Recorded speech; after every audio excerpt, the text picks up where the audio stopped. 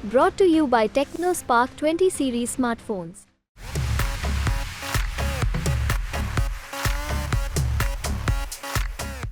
आपकी पार्टी ने पिछले कुछ हफ्तों में बहुत ज्यादा फोकस और एनर्जी तमिलनाडु के चुनाव पे लगाई।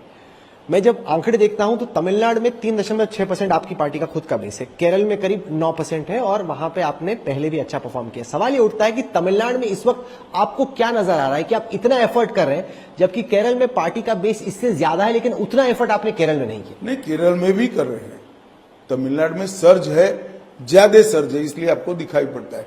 परंतु मैं कहता हूं इस बार दक्षिण के परिणाम आश्चर्यजनक होंगे। भारतीय जनता पार्टी के लिए बहुत शुभ संकेत लेकर दक्षिण का चुनाव आने वाला है। सर, हमने कुछ सिनारियो मैपिंग की तमिलनाडु में।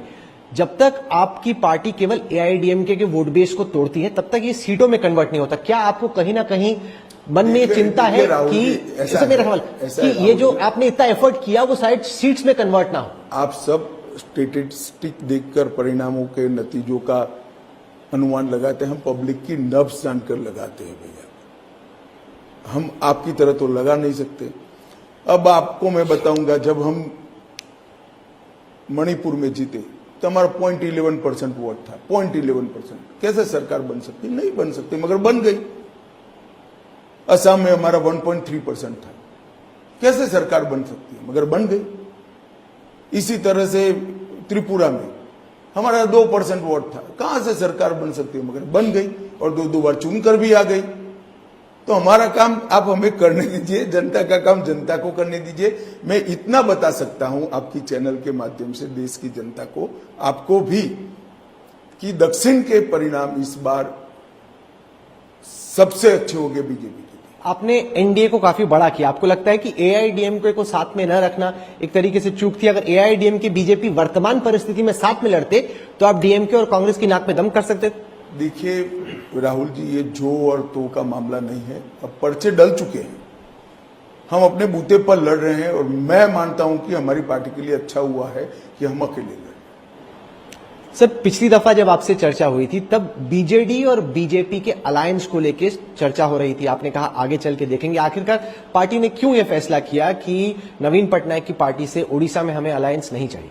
देखिए, हमारे कार्यकर्ताओं की एक स्ट्रॉन्ग राय थी कि ओडिया भाषा, ओडिया कल्चर और उड़ीसा राज्य के प्राइड के लिए भारतीय जनता पार्टी ने अलग से लड़ना चाहिए। ये हमारे कार्यकर्ताओं का, और मैं मानता हूं कमोबेश उड़ीसा की जनता का बड़ा स्ट्रॉन्ग राय था। तो हमने इस राय पर आगे बढ़े हैं। हम उड़ीसा की जनता को विनम्र प्रार्थना करते हैं कि मोदी जी के नेतृत्व में उड़ीसा के विकास का भी हमें जिम्मेदारी दें और देश भर में जहां जहां मोदी जी ने विजय प्राप्त करी है वहां विकास की स्पीड रात दिन दूनी रात चौगुनी बढ़ी है, उड़ीसा में भी बढ़ी। पर क्या आप मानेंगे जो मिक्स सिग्नलिंग गई, कंफ्यूज मैसेजिंग था कि लड़ रहे हैं या साथ में है, इससे उड़ीसा की जनता अब थोड़ी कंफ्यूज हो गई कि ये वाकई में लड़ते हैं या पीछे इनकी कोई सेटिंग? अब कहां वाकई में लड़ते, पीछे पीछे का सवाल है भैया। पर्चे डाल दिए, सामने चुनाव लड़ रहे हैं हम, नवीन बाबू के सामने हम लड़ रहे हैं, हमारे सामने वो लड़ रहे हैं। अब कहां कंफ्यूजन रहा? पर मिक्स मैसेजिंग गई उड़ीसा के वोटर्स में। नहीं, वो आपके दिमाग के अलावा कहीं मिक्स मैसेजिंग नहीं है। सब जगह क्लियर के सामने सामने चुनाव लड़ रहे हैं। सर, महाराष्ट्र आते हैं। आपको लगता है कि महाराष्ट्र में कुछ हद तक सिंपैथी जो ओरिजिनल पार्टी थी, शरद पवार की हो या उद्धव ठाकरे की हो, वो हो? ऐसे में महाराष्ट्र सबसे कंफ्यूज्ड और कंफ्यूजिंग स्टेट है कि आखिरकार वहां पे अलग अलग फेजेस में किसको कितना। देश को स्टेटों के मामले में बांटकर मत देखिए। देश की जनता परिवारवाद को रिजेक्ट कर चुकी है। आप मेरी बात मान कर चलिए।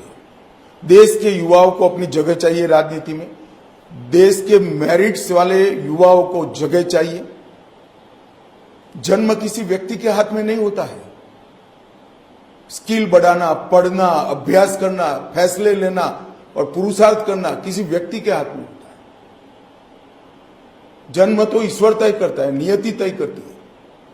इसके आधार पर अगर व्यक्तियों को बड़ा और छोटा बनाना है, ये व्यवस्था अलोकतांत्रिक है और देश की जनता इसको रिजेक्ट कर चुकी है और हम पर आरोप लगाते कि हमने उनकी पार्टी तोड़ी। मुझे एक बात बताओ, अपने बेटे की जगह उद्धव जी एकनाथ जी को पसंद करते थे पार्टी टूटती क्या? बेटी की जगह अगर अजित पवार जी को पसंद करते तो पार्टी टूटती क्या? अपने बेटे बेटियों के कारण उन्होंने अपनी खुद की पार्टी तोड़ी है और आरोप हम पर लगा रहे हैं। भाई जिसका राइट था उसको दे देते।